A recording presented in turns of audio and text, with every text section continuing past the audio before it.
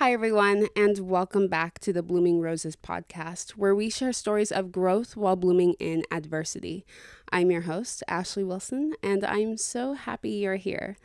Welcome to the Blooming Roses podcast, where we share stories of growth while blooming in adversity. Hosted by Ashley Wilson, this podcast is a Roseraie Media production. For more updates and content, follow the Blooming Roses podcast on Instagram at Blooming Roses Podcast and Roseraie Media on Instagram and YouTube. Listen on Spotify, Apple Podcasts, Amazon Music, and share with a friend. So to all the listeners who are listening to all of the episodes on listening platforms, Spotify, Apple Podcasts, Amazon Music, wherever you are, welcome. Or you might be tuning in, watching this on the Roseraie Media YouTube channel, and welcome. If you're watching, we're very chill over here, just wearing my hoodie. I'm not going to really dress up for these podcast episodes. I've come to realize that because comfort is kind of the way to go with a podcast episode, if you ask me. But I wanted to jump into this episode. I have my time capsule journal here with, as I had mentioned in the first episode, if you have not listened to the first episode, please go do so because it kind of explains how this new season of the Blooming Roses podcast is going to go. But I wanted to talk about purpose because something that a lot of people have asked me about, like, how did I find that this was my purpose, or like that was my calling, or this is what I wanted to do? Because if you would listen to the first episode, you would hear how I've had a crazy different trajectory of my career, of all the different things that I've done, and how I kind of got to where I am now. And I have a different answer for all of them.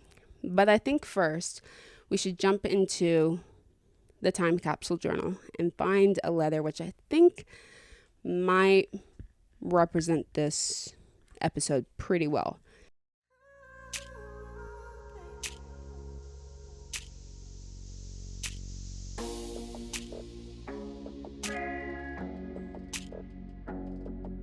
A blinding spotlight shone down on a girl who once took center stage. The curtain that once hid the scars from view was torn to shreds as the actress curtsied while the wounds reopened to bleed ruby red for all critics to review. The journey has been quite long, and sore feet clack in heels along the uneven and faded bricked road.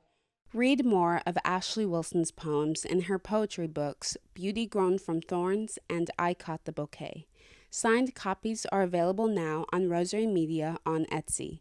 That's ROSERAIEMEDIA,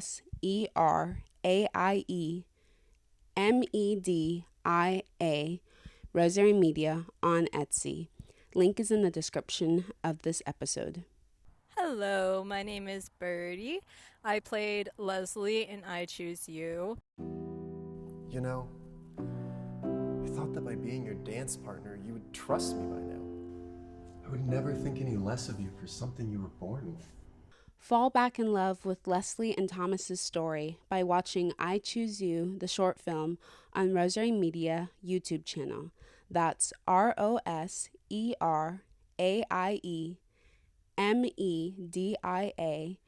on YouTube. Link is in the description of this episode.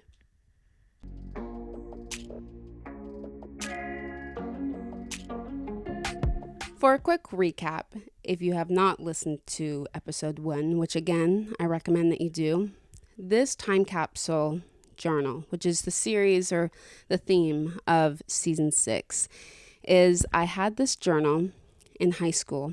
And my junior year of high school, I had people write in this journal just encouraging words or letters that I would open up on my first day of university.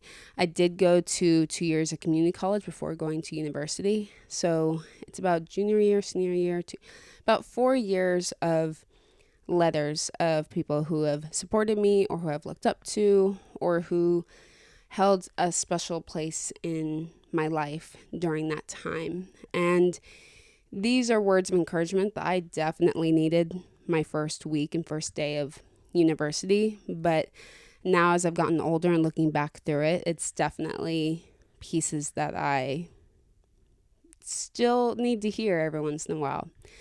So this letter, I feel like kind of starts to direct my purpose per se. And we'll get into that after I read this. There will be a few things that we'll have to skip over in this letter. But this is actually a letter from my pediatric cystic fibrosis doctor. For those who do not know, I have a genetic disease called cystic fibrosis. It's a genetic lung condition that affects the lungs, but also other parts of the body, where basically the body produces an overload of mucus that makes it difficult for the different organs to work properly and makes it difficult to breathe, because that sticky mucus will clog the different passageways and ducts of those organs from working properly. So there's breathing treatments and different medications that I have to do daily to be able to have a somewhat normal life. Then again, what is normal? But it does make my life a little bit more different and unique from others. And there have been struggles, but I feel like it has led me to where I am now, and to have the platforms I've been able to have and talk to the people I've been able to meet.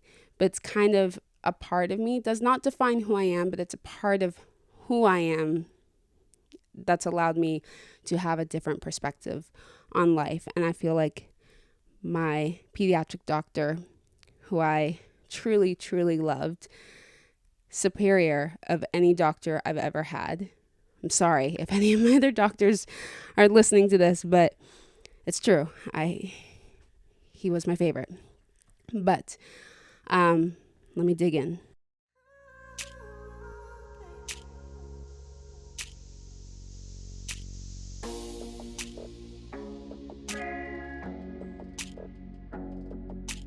I choose you. I always have. Maybe it's time you choose yourself. The film that started it all, now something you can keep. I Choose You is the film Roseraie Media was built on. Now it lives beyond the screen in pieces you can hold, wear, and carry with you. This special collection of I Choose You exclusive drop runs from June 22nd to July 19th only. You can shop now on Roseraie Media Etsy store. That's ROSERAIEMEDIA on Etsy.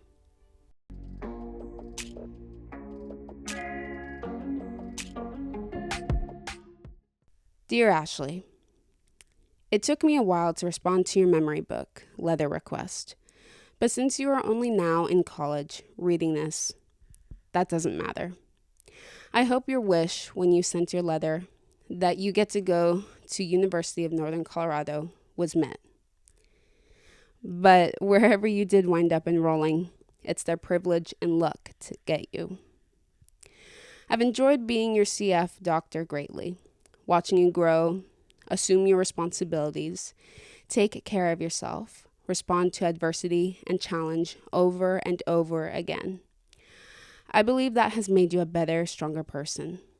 With the support of your family, friends, and caregivers, you have already surmounted more challenges than many people get to meet in a long life. And you've met all your challenges with grace and a smile, without bitterness or self-pity. And that has helped to shape your character. Sure, an earlier maturity in some ways than a lot of your peers. But as a result, you have learned earlier rather than later in life what truly counts. Intelligence, compassion, patience, perseverance, appreciation, gratitude, grit, determination, and faith.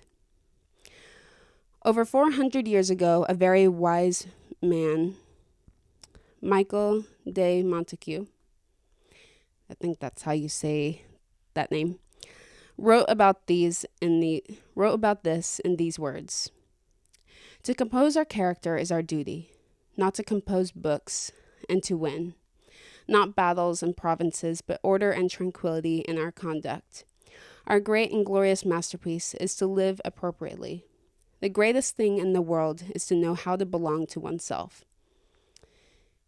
It is possible to hate and fight the bodily consequences of having CF, but also to realize that in a very strange but real way, this burden has given you an immense gift.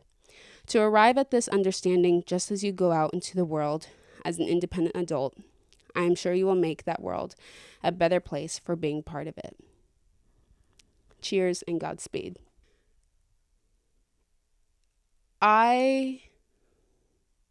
First off, I love that doctor. I loved and love that doctor. And if you're watching and if you're listening, thank you. Since that time, CF has still thrown me many challenges. And again, I think it has shaped my character and shaped my outlook on life. I would say there have been some bitter moments as I've gotten older, of missing different people with cystic fibrosis who have passed away, or having moments and instances of thinking this isn't fair, this isn't right. And cystic fibrosis is not an easy disease. And, when you're born, the world will put a number above your head of like, oh, this is your life expectancy.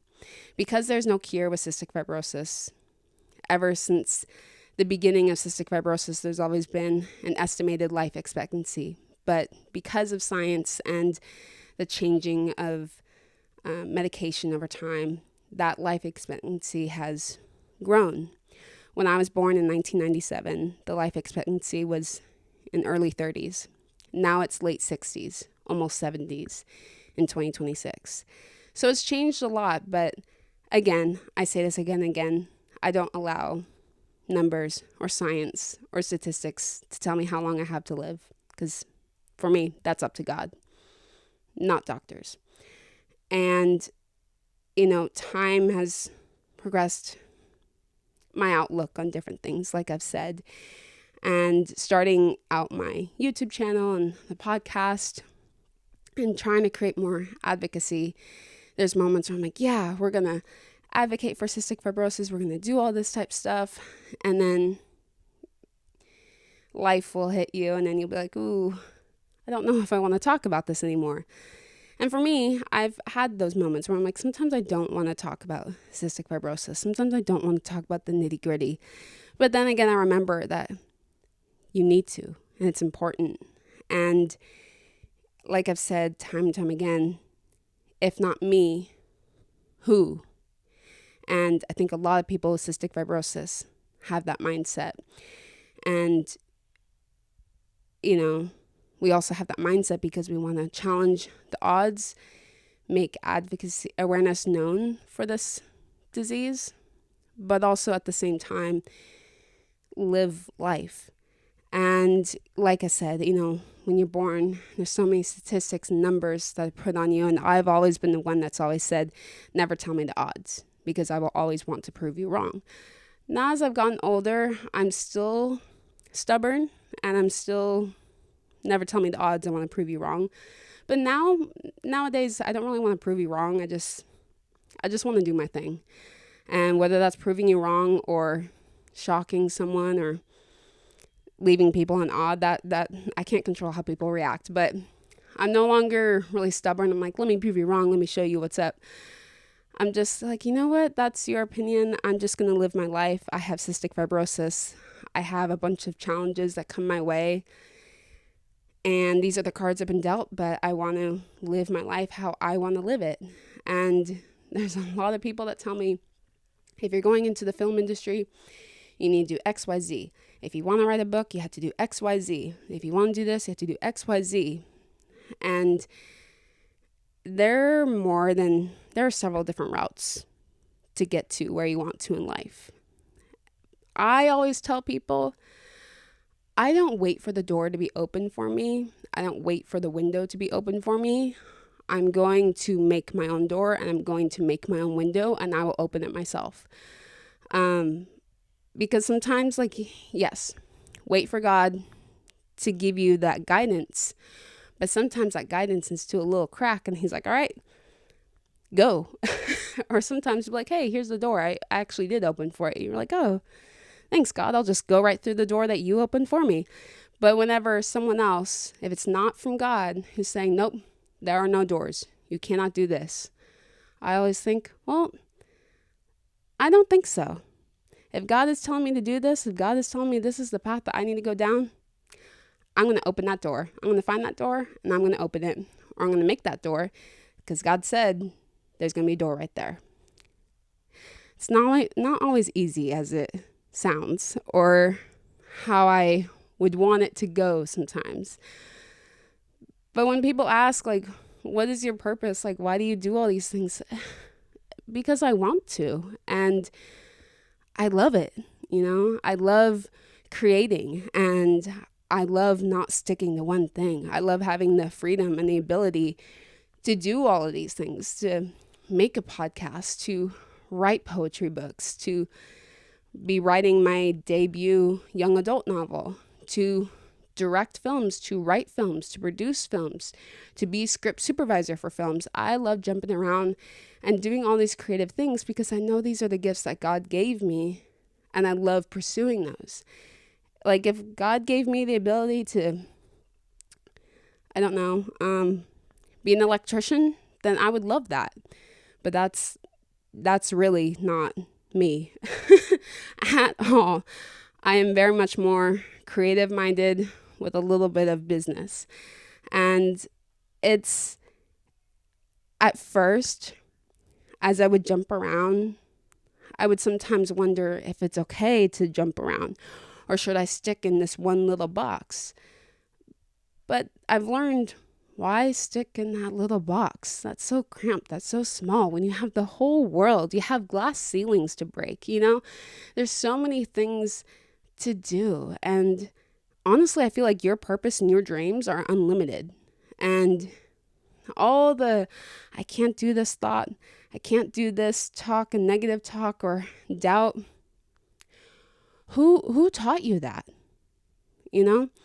As kids, we're not raised that way. When kids are like, what do you want to be when you grow up? I want to be an astronaut. And then and you're like, oh, good for you, good for you. And as they get older, people are like, oh, really?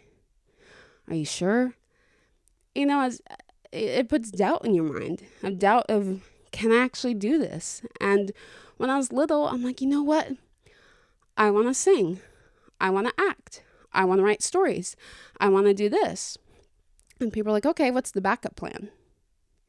And that just puts a negative connotation on your dreams and your purpose. Like sometimes when I start to get in those doubtful ways, I'll think to myself, what would little Ashley want? She would want to write this book. Okay, let's write it. Let's do it. She would want this movie to be made. Okay, let's write it. Let's get it directed. Let's get it produced. Let's do all these things. And I think when you're searching for your purpose, like, I feel like nowadays the world just overcomplicates it. Of like, okay, if that's what you think your purpose is, what's A plus B plus C plus Z equal 5? Like, it's gotten so much more complicated over the years, but if you just take it all away, your purpose is right there, I didn't say this in the first episode, but we had to postpone the relaunch because I got injured. It was a dumb injury. I moved a bookshelf by myself and I hurt myself. End of story. It was painful, but we had to postpone the podcast because I had to heal. I had to rest, and there's been a lot going on. So,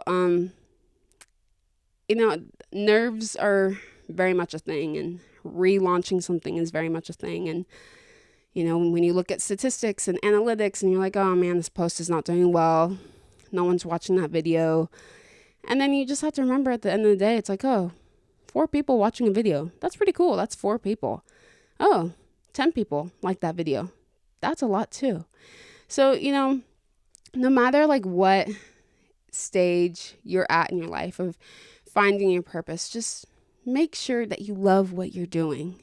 Don't try to overcomplicate it with the way the world tries to overcomplicate things. Just make sure you fall in love with what you're doing. And with all of that said, I'm going to wrap up this podcast episode 2 of season 6 of the Blooming Roses podcast, a Roseraie Media production. This is where we share stories of growth while blooming in adversity. Be sure to follow the Blooming Roses podcast on TikTok and Instagram, and follow Roseraie Media for more updates. And you can find that on the YouTube channel, TikTok, and Instagram. You can follow my personal Instagram and TikTok at ashleys.roses. And you can also watch my other vlogs and lifestyle videos at Ashley's Roses on YouTube. Again, all of the links are put in the description box of this video and of the description of these episodes. And with that, I will talk to you guys next time. Bye. Hosted by Ashley Wilson, this podcast is a Roseraie Media production. For more updates and content, follow the Blooming Roses podcast on Instagram at Blooming Roses Podcast and Roseraie Media on Instagram and YouTube. Listen on Spotify, Apple Podcasts, Amazon Music, and share with a friend.